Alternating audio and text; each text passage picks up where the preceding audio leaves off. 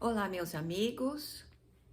Espero que todos estejam muito bem, saudáveis, em harmonia, que todos os seus também estejam muito bem. E vamos também aproveitando a oportunidade para agradecer a vocês, a toda a espiritualidade, ao nosso Mestre Jesus, ao nosso Pai Criador, por este momento de estarmos aqui juntos, reunidos, para estudarmos um pouquinho, um trecho do Evangelho segundo o Espiritismo e também uma questão do Livro dos Espíritos. Muito obrigada mesmo. Então, nós vamos hoje começar pelo capítulo 22 do Evangelho, que trata do seguinte assunto: haverá falsos cristos e falsos profetas. No primeiro item, nós temos um assunto que o nosso amigo Fernando tratou muito bem, desenvolveu bem na sexta-feira passada, né? Que trata do quê? A árvore que produz maus frutos não é boa, e a árvore que produz bons frutos não é má. Só que nós vamos desenvolver isso um pouquinho mais, vamos nos aprofundar. Onde aqui no Evangelho, eles colocam que cada árvore se conhece pelo seu próprio fruto. Ok, nós sabemos que uma videira só pode produzir uvas. Um espinheiro jamais produzirá uvas. Ok, olhando por esses termos, nesse sentido, fica fácil de compreender. Mas vamos trazer essa analogia para nós, seres humanos. O homem de bem tira as boas coisas do bom tesouro do seu coração, e o mal tira as más coisas do mau tesouro do seu coração. Por quê? A boca fala do que está cheio o coração. Ou seja, aqui no trecho onde São Lucas, no capítulo 6, versículos 43, 44 e 45, nós encontramos uma explicação de Jesus bem simples, bem clara, onde nós vemos o que nós podemos dar de nós. Se nós temos um bom tesouro em nosso coração, nós daremos o quê? De frutificação, bons frutos. Mas se nós tivermos maus tesouros em nosso coração, não tem como nós passarmos bons frutos, nós produzirmos o bem. Não existe coerência nisso. Então, essa é a analogia. E daqui nós vamos para o segundo item desse capítulo, onde em São Mateus, no capítulo 7, versículos 15 até o 20, nós temos que Jesus disse: guardai-vos dos falsos profetas, que vêm a vós, cobertos de peles de ovelhas, e que, por dentro, são lobos rapazes. Vós os conhecereis pelos seus frutos. Vamos então até o item 6, para nós explicarmos um pouquinho melhor, que é exatamente a nossa parte aqui, a principal. São João, na sua primeira epístola, no capítulo 4, no versículo 1, ele disse: meus bem-amados, não acrediteis em todos os espíritos, mas experimentai se os espíritos são de Deus. Porquanto vários falsos profetas se ergueram no mundo. Olha só. Não acrediteis em todos os espíritos. Ele fala em todos, encarnados e desencarnados. Vários falsos profetas se ergueram no mundo. Então vamos ver lá na questão 624. Qual é o caráter do verdadeiro profeta? Essa foi a pergunta que Kardec fez para a espiritualidade. E a resposta, como sempre, simples, objetiva, clara. O verdadeiro profeta é um homem de bem, inspirado por Deus. Podeis reconhecê-lo pelas suas palavras e pelos seus atos. Olha aqui. Impossível é que Deus se sirva da boca do mentiroso para ensinar a verdade. É uma questão de lógica, ok? Mas o que é que muitas vezes nós fazemos? Nós vemos um irmão nosso, independentemente da religião dele, se é que tem religião ou não, ou seja, é um irmão, certo? É um ser humano que de repente nós percebemos que ele está trazendo a mensagem de um espírito desencarnado. Nós já ficamos todos alvoroçados ali falando, olha, é a manifestação de um espírito. Olha que interessante, vamos ouvir o que ele está falando. Olha o que ele está falando. Nós nos deixamos levar pelo espetáculo da situação. Infelizmente, muitos de nós ainda se deixam levar por esse tipo de atitude. Ou seja, são pegos, são colhidos pelo espetáculo da coisa, pelo maravilhoso. Por quê? É fora do normal nosso. Então, para esses irmãos, isso é algo sobrenatural. E quando é sobrenatural, puxa, olha, tem a ver com o espiritismo. Opa! Não é bem assim, meus irmãos. Não é bem assim. Vamos voltar aqui para o Evangelho, onde nós vemos aqui.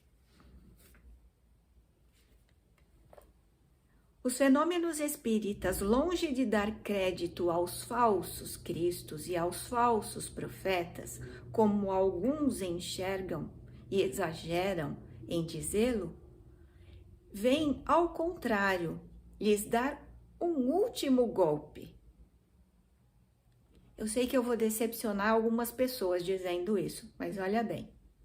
Está aqui no Evangelho, não sou eu que estou afirmando isso. Não peçais ao Espiritismo milagres nem prodígios. Por quê? Ele está declarando aqui, formalmente, que não os produz. Ou seja, o Espiritismo não produz milagres, prodígios, coisas fantásticas, aquelas coisas que nós ficamos maravilhadas. Não, longe disso, longe disso. No Espiritismo, nós não temos manifestação de espíritos para causar impacto, não. Mas para esclarecer, para fazer o bem, para ajudar e não para enaltecer o orgulho ou a vaidade ou as intenções pessoais de quem quer que seja. Não. Continuando. como a física, a química, a astrologia, a geologia vieram revelar as leis do mundo material, o Espiritismo vem revelar outras leis desconhecidas. Que leis são essas? As que regem as relações do mundo corporal e do mundo espiritual. Então, a ciência espiritual, a ciência espírita, a ciência na qual o Espiritismo se baseia, vem revelar, vem explicar, vem esclarecer, vem tirar da fantasia, do maravilhoso, o quê?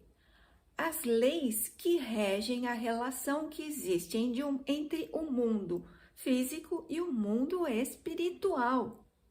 Nós encarnados e nós desencarnados. A relação que existe, entre esses dois mundos. Ou seja, ele vem explicar leis naturais, nada mais do que isso, né? E dando a explicação de uma certa ordem de fenômenos incompreendidos até hoje, o Espiritismo destrói o que restava ainda no domínio do maravilhoso. Aqueles, pois, que estivessem tentados em explorar esses fenômenos em seu proveito, em se fazendo passar por Messias de Deus, não poderiam enganar muito tempo a credulidade e seriam logo desmascarados. Aliás, como foi dito, só esses fenômenos não provam nada. A missão se prova pelos efeitos morais que não é dado a qualquer um produzir. Olha aqui. Aqui é a chave da coisa. Vamos lá. Poder dar a comunicação de um espírito desencarnado não precisa ser um espírita para executar essa tarefa. Aliás, existem espíritas, por exemplo, que não dão esse tipo de manifestação. Pode ser até um ateu. Ele pode nem sequer perceber que está realizando uma tarefa dessa. Mas por que acontece isso? Porque isso é orgânico, é físico. O organismo tem condições de produzir esse tipo de efeito. Não um efeito sobrenatural, porque não é sobrenatural. Se é um efeito orgânico, ele é natural. Aquele que com a sua energia e a energia que ele capta do ambiente, ele consegue fazer com que uma pessoa, digamos assim, deixe de ter um problema físico, orgânico, ele não está produzindo nenhum milagre ali. Nenhum milagre. Não. Isso é uma característica do organismo dele. O organismo dele tem propriedades físicas, orgânicas, suficientes para, junto com a espiritualidade, poder trabalhar essas energias e trazer um benefício orgânico para aquele irmão que está padecendo de um mal físico. Precisa ser espírita para fazer isso? Não. Não. Quantas curandeiras nós já conhecemos nessa vida? Quantas pessoas que, pelo simples fato de fazer um benzimento, clamar pela ajuda de Deus, dos santos que confia, consegue efetuar a mesma coisa e às vezes até melhor do que dentro de um centro espírita. Ou seja, não se está falando de nada sobrenatural. Então, serve muito bem o alerta. Continuando.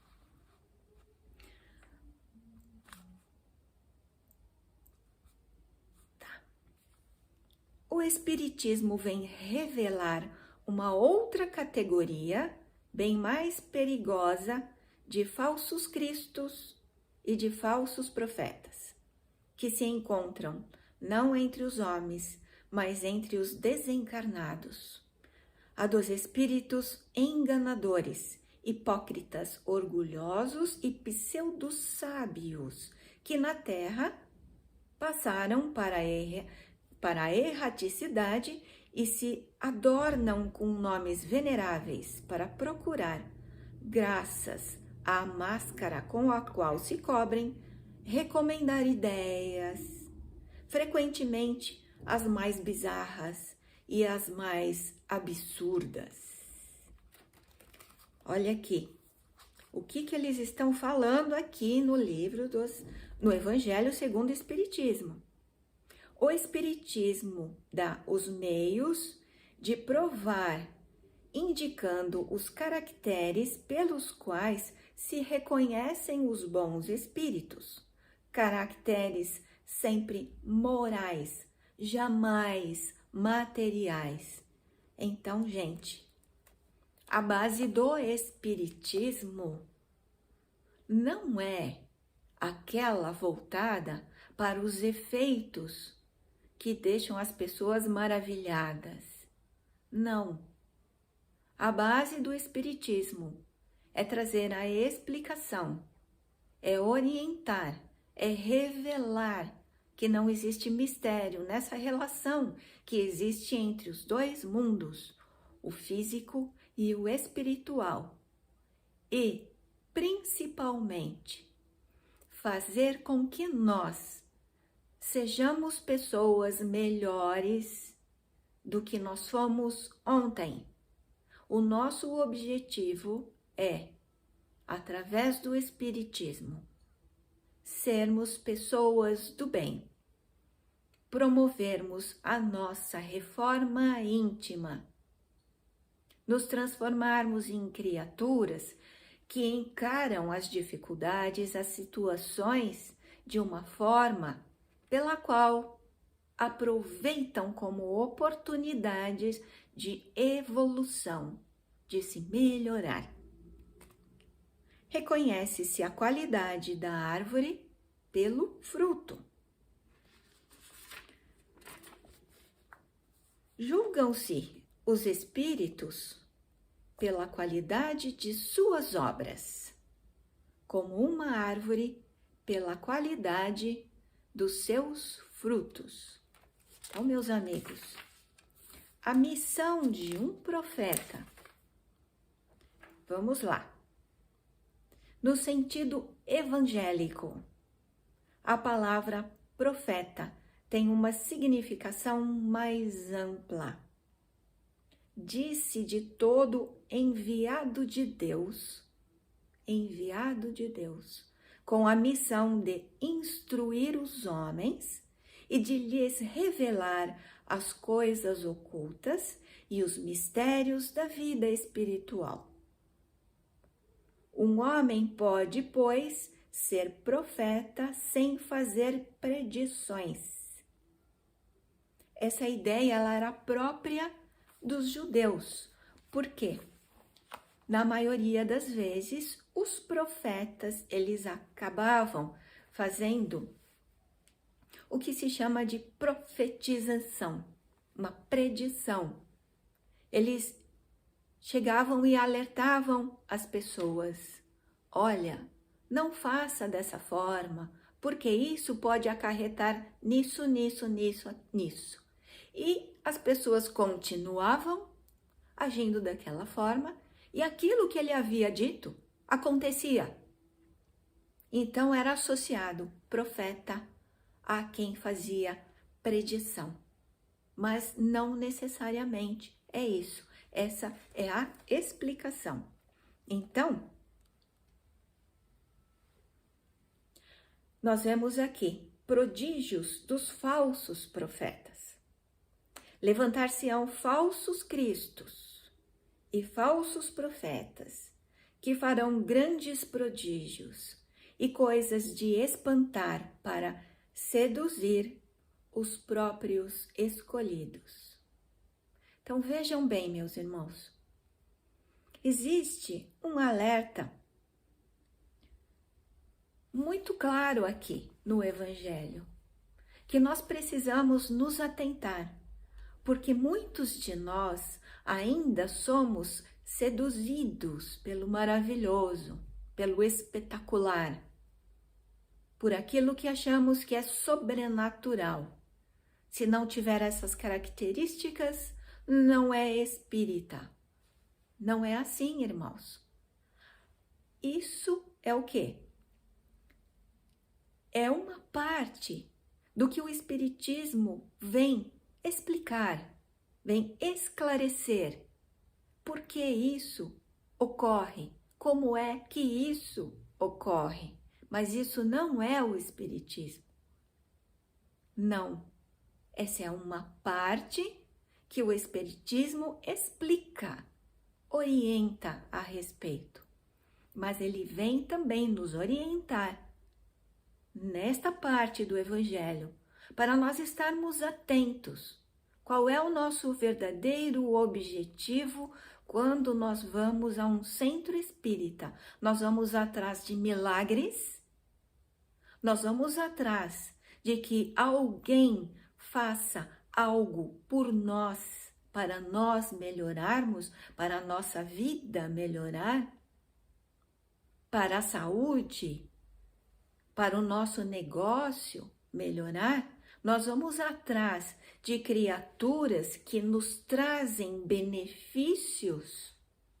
Ou nós vamos, num centro espírita, buscar uma base forte que nos fortaleça, que nos oriente o suficiente, que nos dê a fé, que nos fortaleça no nosso amor, na nossa confiança no nosso Pai e, consequentemente, em nossa capacidade para nós nos transformarmos em criaturas melhores e nós assumirmos o papel que cabe somente a nós efetuarmos em nossas vidas e auxiliarmos na vida daqueles que estão ao nosso redor.